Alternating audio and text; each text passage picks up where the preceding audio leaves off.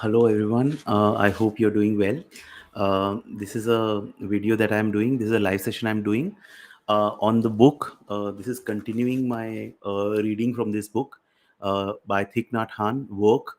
Right. This book is basically mindfulness at the workplace. Right. How we can be more mindful at the workplace. Right. So I will continue the book reading. In the previous chapters, we have discussed about like things like bell of mindfulness, mindful breathing, right, beginning of the day. So all that, those videos are there. You can just view the recordings. Now I in this kind of a short kind of live session, I'll be covering some things like sitting, right.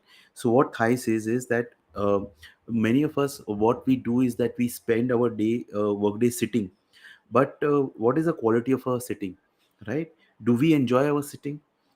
So Thai says that we can just stop working and just sit for some time for the sake of sitting, right? Not for doing something. So generally what we sit for is just to achieve something else. So we are totally in our mind, right? So that is why, and what happens is that the more we are unconscious of our body while we sit, uh, it harms our body, right. It creates pain, it creates stress in our body. So what basically Thai is saying is that sit for some time, sit mindfully, right. Be mindful of your sitting and sit sometimes for the sake of sitting, right. Not for nothing else. And I will just say that since sitting also consumes so much time of ours, so you can just walk up and do some mindful walking, right. You can just walk, right. That is also we can do. But whatever you do it mindfully. Not that you were sitting doing work on your computer and you are lost on your thoughts, and when you are walking then also you are lost in thoughts. No. So what we have to do is that small kind of times we need to bring mindfulness in us, in our breaks that we take, right. So Thai gives example of a Buddhist monk in his monastery who he observed him to be just sitting. There was just a wooden plank and he was sitting so beautifully, just a spine erect and with such peace. And Thai said that one day I want to be also sitting like this, right? There is no, what the thing is that we always run from here and there. Our mind, we don't want our mind and the push of our patterns make us rush here and there, and we just put so much stress, put our body through so much stress.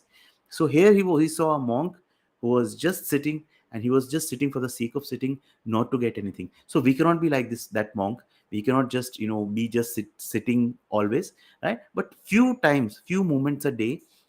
So either you can be doing your daily meditation practice. So if you're not doing your daily meditation practice, please do start, right? It's like a very very most powerful thing. Just start sitting by 10 minutes per day. And if you don't know, I've made a lot of videos on that, and I will make a lot of videos going forward. So stay connected with me, and I will be sharing a lot of tips on you. I have a Facebook group, the Mindful Living Facebook group, Mindful Living Mastermind. Join that group. I'll be showing a lot of tips, right? But do establish a sitting routine, right? Then there is this point on sitting for the sake of sitting, right? uh, so Thai says that if you ask for child, what a child does is that the child, they just when they want to eat chocolate, they just want to eat chocolate, right. And what is the reason they want to eat chocolate? Just because they enjoy eating chocolate, right. There is no some other thing, some bigger complex purpose for that. So just be like that, sit for the sake of sitting. So Thai says the next time when you sit at work, you can take a break and sit like that, sit like a Buddha, right. So Thai says that when your spine is straight and you feel like you're upright, you can relax your whole body. You don't need to become a full-time Buddha, right? Thai says you don't need to become, we all don't need to become a full-time Buddha, but we can all be part of Buddha, right? So Buddha is not a person. Buddha is the awareness, right? Even for a few moments in the day, if you bring kind of mindfulness to those few moments in the day, those few moments you are a part-time Buddha. You and me are part-time Buddhas. So we have to be like this. The only thing Thai says, the only thing you need is the freedom from the present moment, right? This freedom is what we need, right? The freedom in the present moment, right? Then even Thai says that there is a quality that you can bring in your sitting. Like when you're sitting, even indoors, then when you're sitting, you can just know, you can just realize that there are skies above you, there are stars above you, there are other galaxies which are above you and below you, right? We are all, embraced in this whole universe, which has so many galaxies, so many star systems, what not. This is like a mysterious creation, and you are like, you can think of yourself as that you are in the center of the universe, right? So you can bring that kind of a quality in you. All that requires you and me to just slow down a bit, just slow down from your busy schedule, right? There is a very good poem, I remember. It says, this poem is Slow Down. I read it in that book by Tim Ferriss, 4 Hour Work Week. I will try to uh, slow down. This is a, you better slow down, don't dance too fast, the time is short, the music don't won't last. Actually, this is a very good, I will just put it in the comments. uh, you can just, anyone can just, I'll just put it in that comments, this uh, book, this poem. This, all of us, just, we just need to kind of slow down, you know put priorities in our day, and divide our day into chunks and put some space, that we have to do, that no one else will do. So if you are concerned about your health and well-being, you will have to make that effort. No one else. See, every one of us can give guidance, but the real action you have to take, right? Okay. uh, Mindful walking. Then there is this section on mindful walking. See, mindful walking is, we don't know, we don't think about, whether we can, even walking can give us peace. But in Buddhist tradition, they have mindful walking as a one of their very essential kind of practices, meditation practices. Walking is their meditation, right? So in monasteries, they have this time for the sitting meditation. They also have time for the walking meditation. And like in Plum Village, the tradition which I belong to and resonate with, they also have time for their eating meditation and tea meditation, right? So if you really know about what is meditation and what is mindfulness. What is meditation? Meditation is your mind at the present moment. If you understand this, then everything in your life, you can make it a meditation, right? You don't need to be just sitting, and that boring thing, that always, people have this image. So you need not have that. So in mindful world meditation, mindful walking, Thais is, when you walk with mindfulness, connecting your walking with your breathing and focusing your awareness on the source of your feet, every step becomes nourishing and healing. Every step becomes nourishing and healing. uh, Thai further says is that every one of us has a tendency to run. We all run. So even if we are sitting, we are actually running. In our mind, we are running, right? So we have been running all our lives, and even we continue to run into the future, where we think we will find happiness.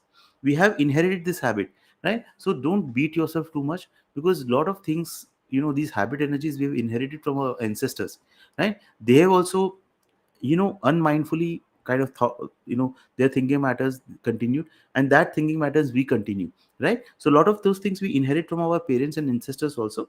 But now with awareness, we can reverse those patterns, so that the same patterns do not go to our further generations, right? So, Thai says that if you're a healthcare professional, a doctor, nurse, therapist, social worker, or an emergency medical technician, this practice of walking meditation, because they work under a lot of stress.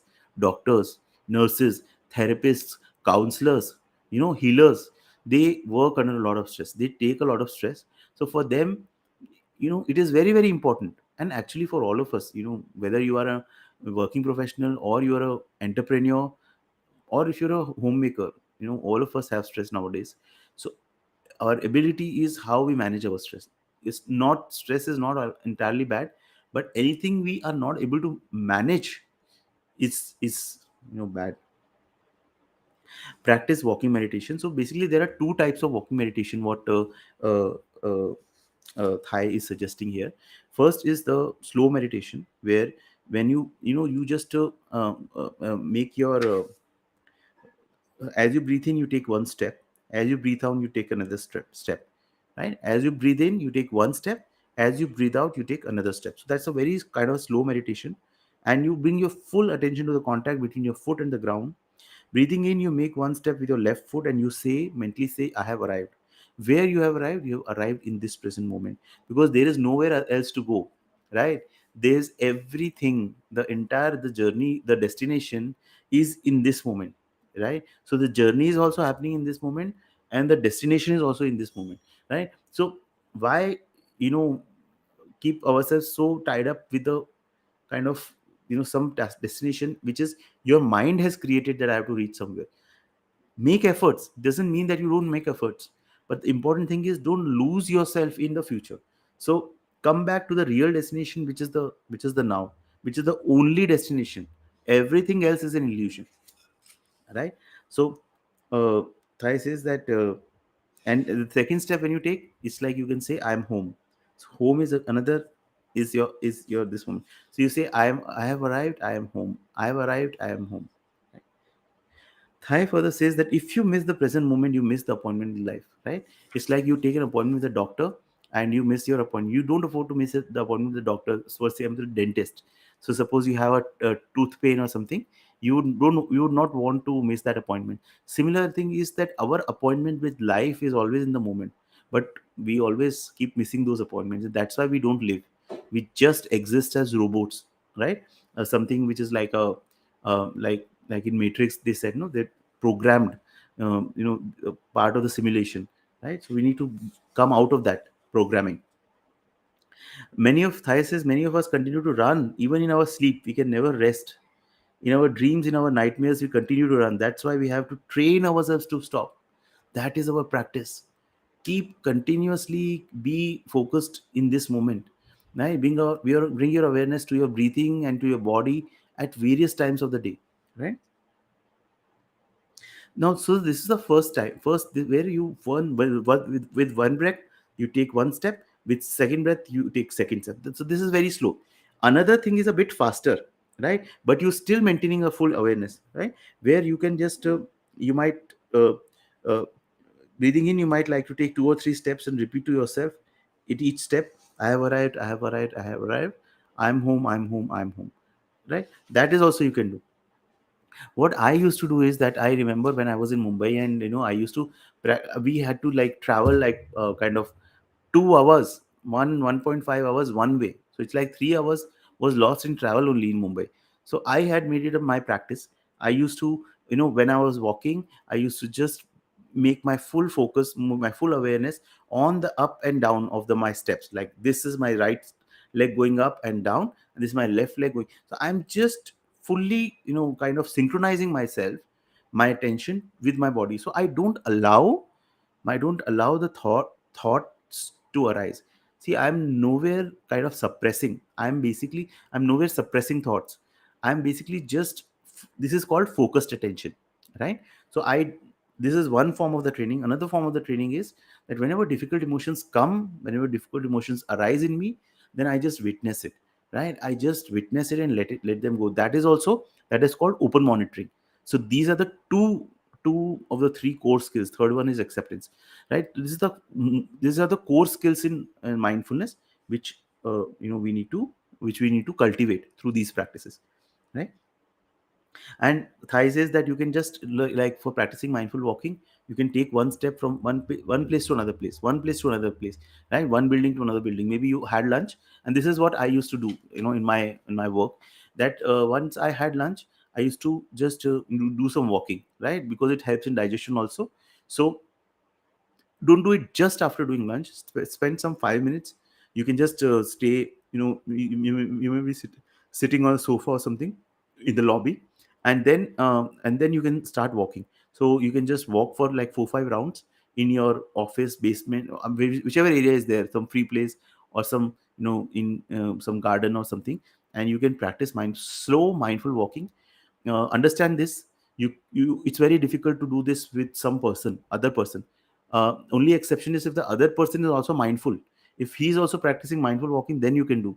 Otherwise, if you are gossiping and all, then you cannot practice this thing, right? So ideally, you can find some me time, some alone time, and practice. And one thing what I've found out is really valuable for me is that, see, I am a person who just, is like, if I'm doing some work, I'm just into it, right?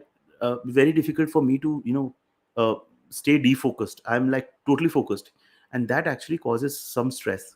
So what I do is that at the end of my workday, I just go down. I am a home based entrepreneur. I work from home, right? So I just go down, walk in the garden and everything, and with slow mindful walking, and it gives me a lot of peace. It gives me a lot of happiness, right? And these are the small small things.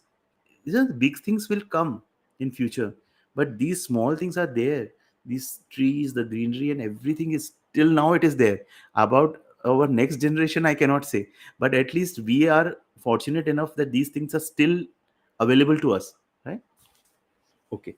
uh, then there is this thing last I will just uh, Thai says that every time you have 5 to 10 minutes you can enjoy this practice, right? So this practice you can do at any time. We all walk, right? We all walk. Walking from one building to another, you practice mindful walking and you can enjoy every step. I always enjoy walking. I only have one style of walking, which is mindful walking, right? Thai says he only has one style of walking, which is mindful walking. Even if the distance is only 1 or 2 feet, I always, you should look at some of the videos of Thai doing mindful walking. Thich Nhat Hanh, the way he does mindful walking, you can actually sense the depth in his walk, right? Otherwise, what how we walk, it's like it's just we are lost in thought. So I always apply these techniques and enjoy mindful walking. Then the next the section is on the eating at work. So Thai says that we just snack at work. We just have something to just have something, right? We might not be hungry, or we might be in a lot of tension, so we just consume something. See, what Thai is trying to say is that uh, if you're feeling anxious, if you're feeling worried, if you're feeling negative emotions, you can practice mindful breathing, or you can practice mindful walking instead of unmindful eating, right? What we do, we just go in the canteen, have some junk food, right? So if there is anything like this is coming, do not cover it with consumption. Otherwise, what will happen, you eat junk food and it will harm your body, right? So don't consume unmindfully. Another thing is that uh, Thai says that if you are eating something, think about what you're eating and if it is nourishing for your body and spirit, right? So whatever we eat, so we if it is like 4:30 in the evening and we eat like pakoras, right, or samosas, so once or twice in a month is fine. But every day if we eat like that, just think whether it is nourishing your body, because everything you eat is basically will determine how your body becomes, right? So just bring your mindfulness on that, right? And like Thai says that in many parts of Asia since ancient times, no distinction is made between food and medicine, right? What we should eat should be, so what we should eat should be beneficial for our body and mind, right? So Thai says when we eat and breathe properly. So there are both things are required. One is that you should eat properly. Just think what you are eating. When you eat, then also you should have peace in your mind, right? Okay, one more thing. If you eat anything with a stressed mind, like some people carry all the superfoods with them. They're very very particular about the kind of foods that they eat, and it should be very nourishing and very healing. But if those foods are eaten with a wrong state of mind, which is like angry or anxious state of mind, even those foods will harm. So you need both things. You need a healing food or nourishing food, right? And you also need a right state of mind. So before eating, that's why it's always advised is that we kind of do some kind of mindful breathing before our lunch, or when we are in office, so that we can at least balance ourselves, and then we can kind of have our food. That will be a more better way. We can emotionally balance ourselves first, and then have the food. There was this example of Jim, where one of Thai's acquaintance, and Jim was like, Thai gave him a tangerine to eat. Tangerine is like orange, right? And Jim accepted the tangerine. He was doing a lot of peace work for justice and everything, right? A lot of good work he was doing. So he was eating the tangerine, and at the same time he was talking about various projects and everything, and his work and social projects and everything. And at that time, just Thai said, Jim, stop. He looked at me and said, Thai looked at him and said, eat your tangerine, right? Eat your tangerine. And Jim understood, right? So he stopped talking and began to eat much more slowly and mindfully. He separated each of the remaining sections of the tangerine, smelled into that beautiful fragrance, put one section at a time into his mouth, felt the juices surrounding his tongue. Tasting and eating the tangerine this way took several minutes, but he knew that he had enough time. So we always get into that wrong notion that we don't have time, but we can make time for these things, because these are the things that will give us joy, right? Not running after something, running after that promotion or that particular client or something, right? That joy will come, but by the time that joy comes, will you be able to enjoy it, right? It's like said, no, what Thai says is that uh, if you cannot enjoy riding a bicycle, you'll never be able to enjoy riding a Rolls Royce, right? In this now, if you're not able to, if that fullness is not there in you will never enjoy. So what people think is that this thing will give me joy. It will never give. Basically, just be happy and joyful in this moment with what you have. Automatically, whatever life brings to you, in Hindi they have this thing called man changa to katauti mein ganga. If your mind is good, then even if it is water is few, it is like Ganges, right? Water is not in much quantity, right? So we have to focus on how we can bring the fullness of life in this moment by doing these practices. Hello Aishwarya ji, hello, hi, thank you for joining. Hope you're doing good. Okay, right. Okay. Next time, so Thai says is next time when you have a snack at work, eat like a tangerine. Please put the palm of your hand. Look. Okay. One very very important thing. See, the food is only real. Yes, Ashwarya. Yes, Ashwarya. I'll just take your question. Give me just some time. I'll just once I finish this, and I'll take your question. Right. You can put your question in the chat. You can put your question in the chat. Okay. So Thai says is that something is there in front of you. Something is there in front of you. It is dead. If you are dead inside, I mean, in the sense, if you are just lost in thoughts, the other thing is dead. It will not give you nutrition. Just spare 5 seconds looking at the plate or looking at what thing you are planning to eat. Give it your full attention, and it will come alive, right? It will come alive, right? So first you be alive, give the other thing full attention, and then eat it. That make that as your practice, right? So I will just use the exact what Thai writes is, um, look at the tangerine in such a way that make the tangerine real. You don't need a lot of time to do this, just 2 or 3 seconds. Looking at it, you can see a beautiful tree, right? In that tangerine is a beautiful tree. In that tangerine is the sunshine through which it has grown. In that tangerine is the rain. In that tangerine you can see the earth, and in that tangerine you can see the effort of the farmer who grew that tangerine. So you can see everything. Just spend like 10 seconds feeling gratitude that the entire cosmos has come in your plate in front of you in the form of that tangerine or in form of that your lunch. Entire cosmos has conspired. Just feel gratitude towards it, and that is the way that we can have our food, and that food will be much more nourishing, much more healing, as compared to the food that we eat completely lost in thoughts. So again, this is all good when we say all these things, but the very very important thing is whether you put it in action or not, right? So I don't want you to just maybe listen this, and please put it into action the next time you have a meal, and just see if there is any difference. And all these small small things, if you do know, in a combination, cumulatively they will make a big difference in your life, right? So, and this is I'm saying this from my own experience, not from maybe someone else's experience. This is my own personal experience, which I'm like following mindfulness since 2015, implementing all these processes in my daily life, and it has improved my quality of life to a great extent, right? Okay, so this is it. Ashwarya, you can just put your question. I mean, you can put your question if you want to have, if you have your question for me, I will answer it. Or anyone has any question, any thoughts? Okay, one, I just give a small update. Uh,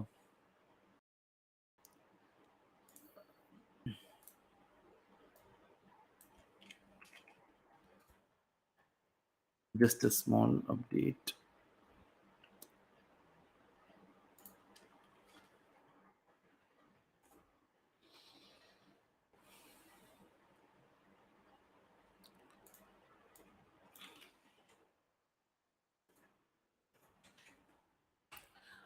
Just a small update. This is my masterclass. Three secrets on how to break free of difficult mental emotional patterns and find peace in the present moment. So this masterclass I do every week, Friday, 9 p.m. IST. So this Friday class I just got over. This is like a 1 hour masterclass. So where I share actual practical tips on how you can come out of these difficult mental emotional patterns like anxiety and all those things. So you can join this master, you can register for this masterclass by visiting this link that you can do. And so this is it. Anyone has any questions, you can. Yeah, sorry. Aishwarya ji, your question is how to tackle with confusion. I do transcendental meditation from 8th standard, but then also I have confusion between heart and mind. How should I deal with this? Okay, देखिए, see, confusion, right? Again, confusion is coming. See, all these are like these patterns that are there in our mind, right? So what basically the thing is that you cannot deal with these patterns from the level of the mind, right? So see, if you're doing transcendental meditation, see if it is raising your awareness level, right? If you have a greater awareness, then what you can do is that as these patterns come, right, as this confusion comes, you can just be a witness to that awareness, to that confusion, right? Don't get stuck in that confusion, right? So reevaluate your meditation practice. How deeply are you doing this meditation practice? If there is something which needs to be changed, because see, if you are doing your daily meditation in a diligent way, it will, over time, it really, raises your awareness level, where when these patterns come, so it's not that anger doesn't come. I also get angry. So the only difference what happens is, when I get angry or when I get into overthinking mode, you know first of all, I just realize that there is this feeling of anger or anxiety or confusion that is arising in me. I become a witness of it, and slowly it just dissolves. It quickly dissolves.